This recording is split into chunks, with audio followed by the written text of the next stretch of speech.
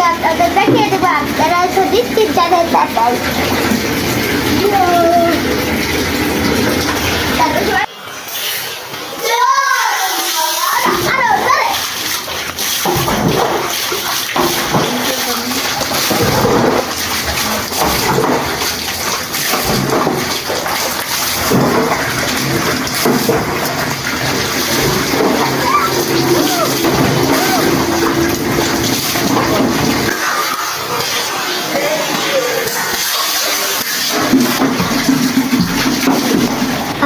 কি শান্তি গরমের দিন গোসল করা